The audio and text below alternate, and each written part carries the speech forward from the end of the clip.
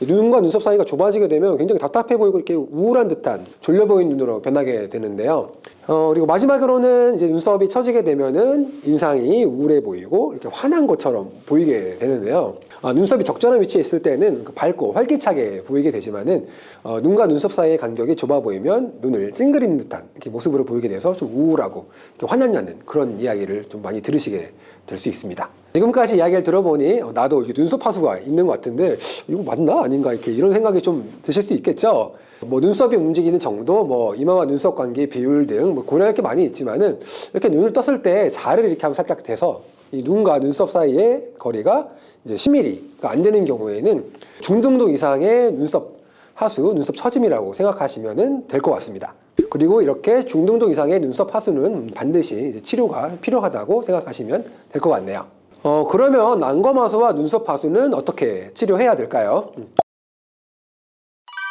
안녕하세요. 성형외과 전문의 홍성택 원장입니다. 40대 이상 중년분들 중에서 다들 한 번쯤 이런 고민 해보셨을 것 같은데요. 젊었을 때 크고 선명했던 쌍꺼풀이 점점 작아지고 모양이 바뀌는 것 같고, 눈꺼풀은 처지고 덮이면서 눈이 작아지게 되는 것 같고, 또 눈 화장할 때 뭔가 좀 불편하고 눈과 눈썹 사이가 좁아지면서 주변에서 왜 이렇게 인상 쓰는 것 같냐, 우울해 보이냐 등 조금 기분 나쁜 이야기를 들을 때가 있을 텐데요. 지금 말씀드린 현상은 다름 아닌 노화로 인해서 눈꺼풀이 처지는 안검하수와 그와 더불어 눈썹이 처지면 발생하는 눈썹 하수로 인한 현상입니다. 아마 나이가 들게 되면서 생기게 되는 안검하수에 대한 이야기는 많이 들어보셨을 텐데요. 상대적으로 눈썹 하수라는 용어는 조금 생소하시죠? 오늘은 바로 노화로 인해 나타나게 되는 안검하수와 눈썹 하수, 즉 눈꺼풀 처짐에 대해서 한번 자세히 제가 말씀드리도록 하겠습니다. 빠르면 30대, 늦어도 40대가 넘어가면 자연스럽게 눈꺼풀의 피부가 얇아지고 늘어지는 듯한 느낌이 들면서 눈꺼풀이 처지고 그에 따라 눈썹 위치도 점점점 낮아지게 되는데요. 이렇게 눈꺼풀이 처지는 현상을 안검하수라고 합니다.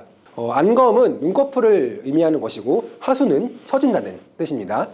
특히 눈꺼풀의 경우 다른 부위의 피부보다 얇기 때문에 노화에 더욱 취약한데요. 노화가 진행되게 되면 피부의 진피층이 탄력 섬유와 콜라겐 섬유가 변성되어 탄력이 떨어지게 되고 피부와 연부 조직을 지탱하는 조직들이 약해져서 점점점 처지게 됩니다. 그리고 지방이 꺼지고 주름이 늘어나게 되면서 눈꺼풀의 바깥쪽 부분이 점점점 처지기 시작하면서 졸려 보이고 우울해 보이는 듯한 인상으로 점점 변하게 됩니다. 이로써 쌍꺼풀의 모양이 변하고 눈동자의 크기가 점점 더 작아 보이고 눈 뜨는 것도 불편해지게 됩니다. 그리고 지방이 꺼지고 주름이 늘게 되면서 눈꺼풀의 바깥쪽이 점점 처지기 시작하며 졸려 보이고 우울해 보이는 듯한 인상으로 점점 변하게 됩니다. 심한 경우에는 시야를 아예 가리게 돼서 피부가 짓물러 염증이 생기기도 합니다. 노화로 인한 변화에는 다양한 원인이 있는데 내적인, 외적인 요소로 나누어 본다면 내적인 요소로는 유전적인 원인으로 인한 개개인의 차이가 가장 크겠지만 피부 속의 탄력 섬유, 혈압 조직, 근육의 퇴화, 피하 지방 감소 등이 영향을 미치며 혈액순환 저하, 피지 분비 감소, 수분 감소 등이 노화를 촉진하는 원인에 해당되겠습니다. 외부적인 요소로는 햇빛에 노출이 중요하며 맞지 않은 화장품과 비누의 사용, 그다음에 환경오염이나 담배 같은 원인들도 이제 문제가 되겠죠.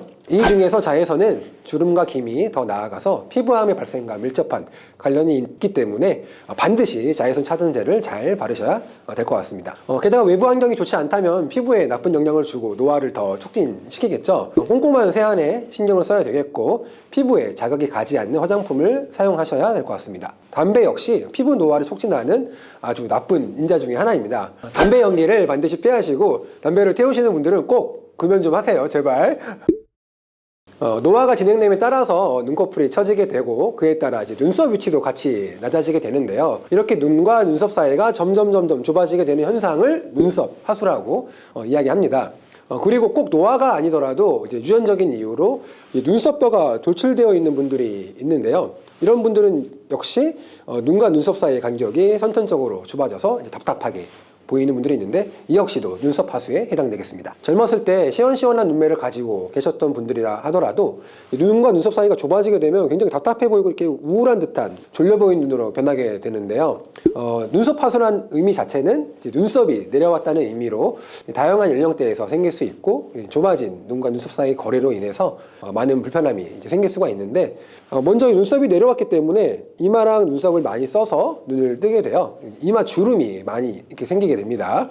그래서 이 이마 주름을 없애기 위해서 이마 보톡스를 이제 맞으시게 되는데, 이마 보톡스를 맞게 되면 이마 주름은 좋아졌는데 이상하게 눈을 뜨기가 더 무겁고 힘들어하는 그런 경험을 하신 분들도 굉장히 많이 있으실 거예요. 이는 이제 노화로 인해서 눈썹이 떨어지게 되면은 눈썹을 뜰 때는 눈썹을 올리기 위해서 이마 근육이 더 많은 힘을 쓰게 되는데, 보톡스를 맞게 되면 보톡스의 효과는 이제 근육을 힘을 약하게 만드는 거거든요. 눈썹 근육을 이용해서 눈을 뜨게 되는데 보톡스로 힘을 약하게 하게 되니 눈뜨기가 오히려 더 어려워지게 되는 현상이 나타나게 되는 겁니다. 두 번째는 쌍꺼풀 크기가 기존에 비해서 이제 점점점 덮이게 되면서 작아지게 되거나 눈꺼풀이 이렇게 두툼해지시는 분들 있으실 텐데요.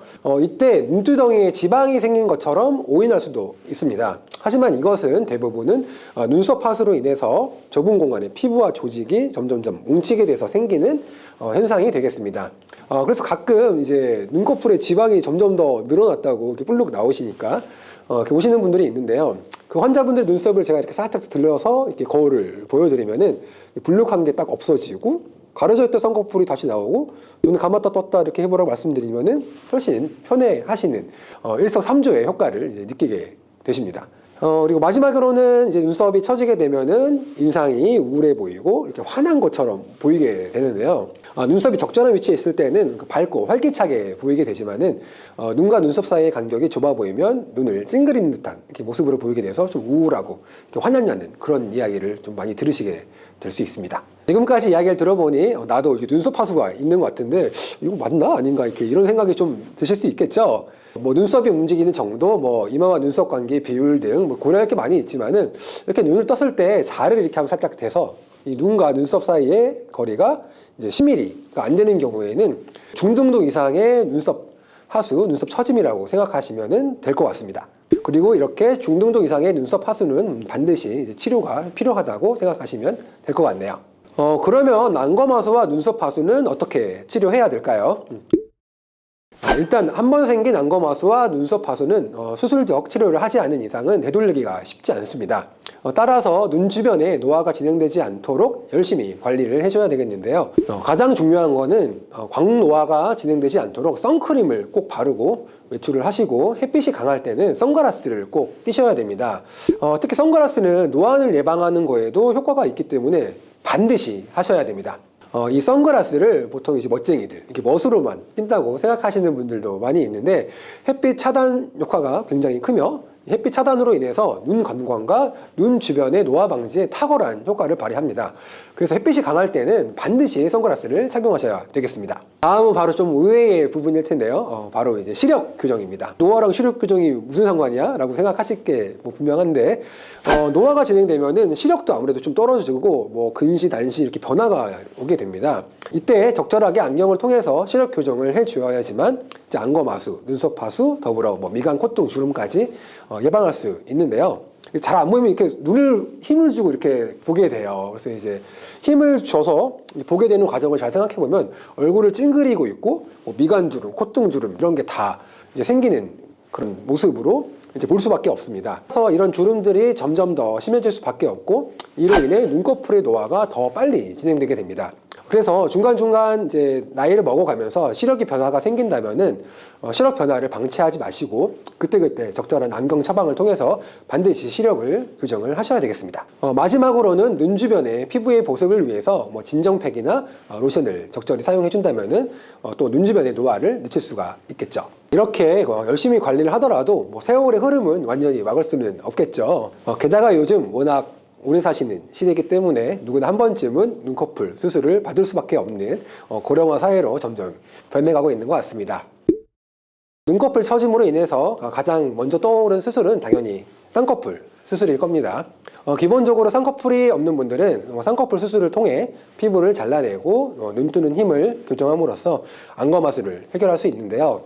하지만 쌍꺼풀 수술을 했음에도 눈이 더 작아 보이고 답답해 보이거나 좀 부자연스러운 모습을 보는 경우도 주변에서 종종 보셨을 겁니다. 이런 경우는 눈의 함몰 정도, 눈썹의 위치, 피부의 처짐 정도, 지방의 분포 정도 등 여러 가지 요소를 제대로 고려하지 못해서인데요. 요즘에는 이런 다양한 요소를 고려해서 자연스럽고 기능적으로도 편안한 눈매로 만들어질 수 있도록 여러 가지 수술 방법이 발달돼서 이제 시행 중에 있습니다. 그 수술 방법은 바로 쌍꺼풀 수술, 그다음에 눈썹 아래 절제술, 눈썹 거상, 다른 말로 이마 거상 이렇게 불리는 이 세 가지 수술인데요. 이 세 가지 수술 중 이제 한 가지만 해도 되는 분들도 있고 두 가지 또는 이 세 가지를 모두 조합해야 하시는 분도 있습니다. 쌍꺼풀 수술만 하면 되는 줄 알았는데 이게 무슨 말이냐고요? 좀 당황스러우시죠? 쌍꺼풀 수술이야 너무 잘 아시는 수술이라 제가 자세한 설명은 좀 넘어가고요. 왜 눈썹 아래 절제술과 눈썹 거상술이 필요한지에 대해서 한번 설명드리도록 하겠습니다. 쌍꺼풀 수술의 경우 눈의 이 가로폭 안에서 만들어지게 되며 상황에 따라 다르겠지만 대부분 이 초승달 모양의 절개를 통해서 피부를 잘라내고 라인을 만들게 됩니다. 하지만 앞에서 말씀드렸다시피 눈꺼풀의 노화는 눈 바깥쪽이 심하기 때문에 아무리 쌍꺼풀 라인을 바깥쪽으로 길게 빼서 절개를 하더라도 바깥쪽 눈처짐이 남을 수밖에는 없습니다. 그래서 바깥쪽 눈처짐이 심한 분들의 경우에는 쌍꺼풀 수술만 받게 되면은 쌍꺼풀은 생겼는데 바깥쪽 처짐이 남게 되어서 오히려 바깥쪽 눈꺼풀이 더 처져 보이는 이상한 현상이 나타나게 되는데요. 반면에 눈썹의 경우에는 안구의 폭보다 더 바깥쪽으로 나와 있죠. 따라서 눈썹 아래로 절개를 할 경우 좀 더 바깥쪽으로 길게 절개를 할 수 있게 되고 눈썹 아래 흉터를 가릴 수 있다는 큰 장점이 있습니다. 그리고 나중에 눈썹 문신을 하게 되면은 흉터가 더욱 티가 안 나게 되므로 바깥쪽 눈처짐을 해결하는 데는 아주 좋은 효과를 보이게 돼요. 최근에 그 연예인 장렬란 씨가 바로 눈썹 아래 절개를 통해서 한층 더 좀 젊어지고 또렷한 인상으로 변하셨는데요. 이렇게 기존에 쌍꺼풀이 있었는데 눈꺼풀이 더 튀면서 작아지신 분들에게 정말 효과가 좋습니다. 그럼 눈썹 아래 절개법은 단점이 없냐? 그렇지는 않습니다. 눈썹 아래 절개의 경우에는 이 처진 피부만 절개를 하게 되므로 쌍꺼풀을 만들 수는 없습니다. 그래서 쌍꺼풀이 없는 분들이 쌍꺼풀이 생기기를 원한다면 쌍꺼풀 수술을 같이 진행하셔야 될 것 같아요. 그리고 앞에서 말씀드렸던 속눈썹과 이 눈썹 사이의 거리가 10mm가 되지 않는 중등도 이상의 눈썹 하수에서는 이미 눈썹이 많이 내려와서 공간이 좁은 상태라 눈썹 아래 피부를 잘라내더라도 수술 직후에는 효과를 보이게 되지만 금방 다시 눈썹이 내려와서 처지게 되는 현상이 나타나게 됩니다. 따라서 이때에는 눈썹을 다시 원래 위치로 올려주는 눈썹 거상, 바로 이마 거상술이 필요하게 되겠습니다. 눈썹이 떨어져 있는 눈썹 하수를 교정하는 방법이 눈썹 거상술, 이마 거상술인데요. 과거에는 두피 전체를 절개하는 큰 수술이었지만 내시경의 발달로 인해서 4군데, 5군데 정도 한 1.5cm, 새끼손가락이 한 마디 정도 절개를 통해서 진행하게 됩니다. 눈썹을 내리는 근육이나 이제 인대를 제거해 주게 돼서 떨어진 눈썹을 확실하게 올려주게 되는데 10mm 이상 눈썹을 올릴 수 있을 정도로 효과가 아주 확실하고 지속 시간도 7에서 8년 이상 유지되는 등 정말 좋은 수술 중에 하나입니다. 중력에 의해서 노화가 진행될 수밖에 없는데요. 중력에 역행하는 전형적인 안티에이징 수술의 하나입니다.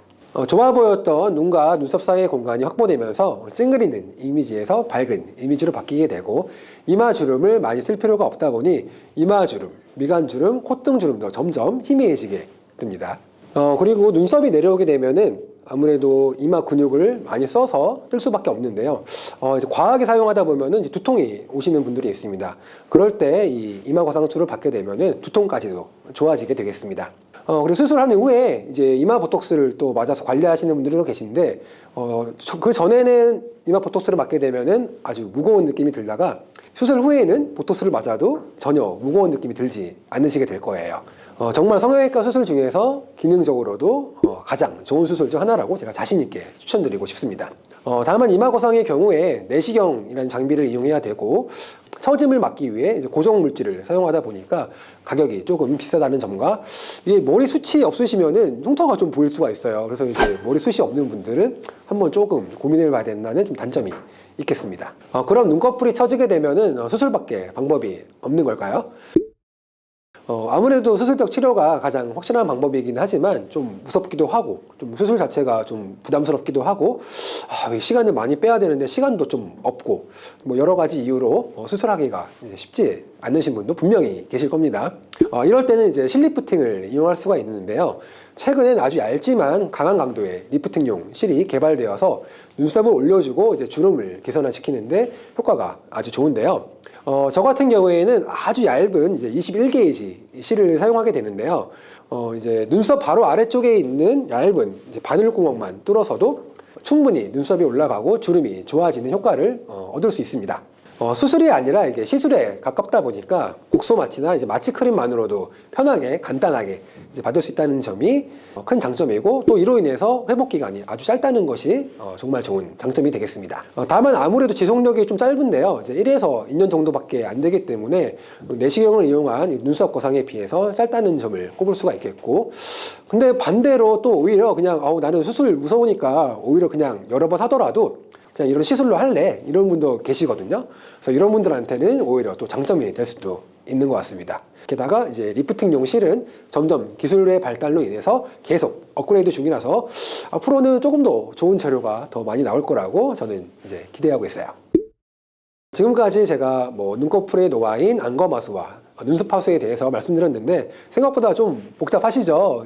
어떤 수술을 해야 될지, 내가 뭘 해야 될지 이런 점은 정말 고려해야 될 상황이 많기 때문에 주변에서 이 수술했더니 뭐 이뻐졌더라, 누구는 이거 했더니 이뻐졌더라 이런 얘기만 듣고 그 수술을 절대 고집하지 마시고 반드시 전문가와의 상담을 통해서 복합적으로 접근하시기를 부탁드리겠습니다. 이렇게 개인별로 맞춤형 상담을 통해서 접근하신다면은 훨씬 더 젊고 자연스럽게 아름다운 눈으로 변화하게 되실 수 있을 겁니다.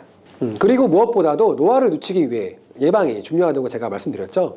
햇빛으로 인한 노화를 막기 위해서 반드시 선크림을 잘 바르고 선글라스를 꼭 착용하는 것을 잊지 마세요. 그리고 시력이 변함에 따라서 그 상태에 맞게 안경을 적절하게 이용해서 시력 교정을 잘 해준다면 노화를 더욱 늦출 수 있을 겁니다. 물론 눈꺼풀에 수분과 영양 공급 잘 해주는 것도 꼭 잊지 마시고요. 그럼 시청해주셔서 감사드리고 전 다음에 더 재밌고 유익한 영상으로 찾아뵙겠습니다. 안녕!